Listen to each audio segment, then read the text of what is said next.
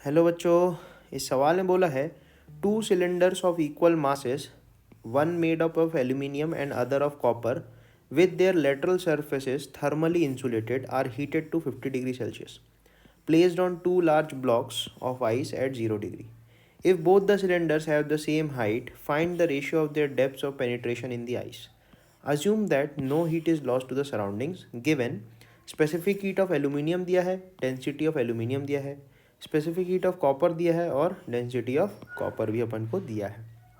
तो सबसे पहले मैं निकालना चाहूँगा वॉल्यूम ऑफ एल्यूमिनियम.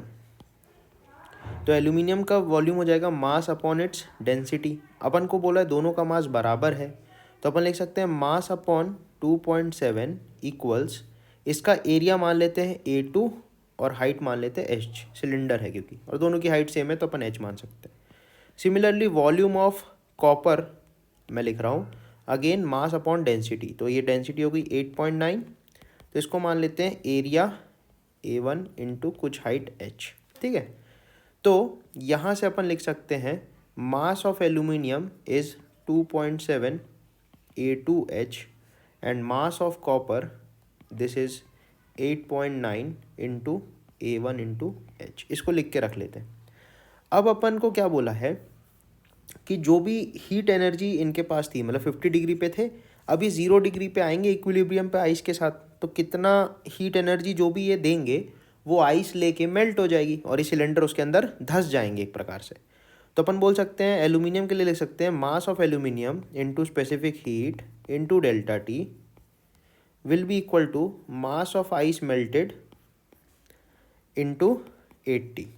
ठीक है, सिमिलरली कॉपर के लिए लिखेंगे M copper into specific heat of copper is 0.1 into 50 equals mass of ice melted into 80. Definitely दोनों केसेस में मास ऑफ आइस मेल्टेड अलग अलग होंगे, तो ऊपर वाले में 2 ले लेते हैं, नीचे वाले में 1 ले लेते हैं.